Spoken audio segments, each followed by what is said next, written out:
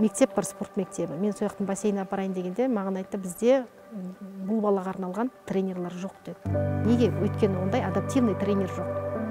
Қарастырылмаған, сау балаға ғана қарастырылған, ерекше балаларға еш ондай мүмкіндік жоқ.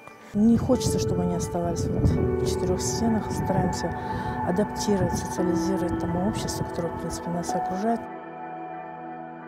Әйтпесе бұлай қамығып, балалар үйде отыра береді. Көптен көбірек сол самұрық қазынаға.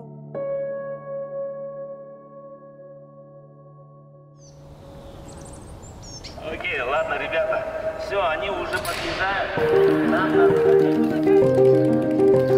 Я думаю, такие лагеря, они очень нужны, прям вот сверх нужны.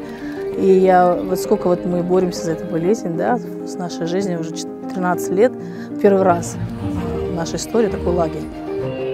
Вот дети, да, смотрю на всех, с какой радостью они приехали сюда, с таким ожиданием.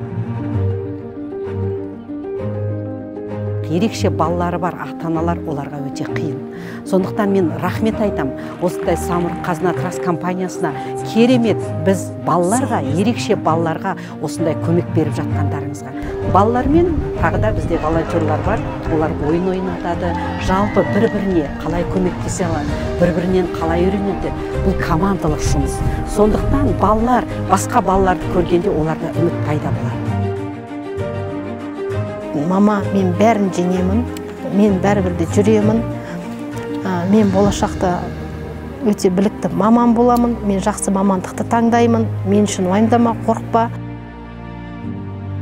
Бұндай орталықта қатысқан балалар ортаға тез бейімделеді деп ойлаймын. Басын тік көтеріп жүре алады деп ойлаймын.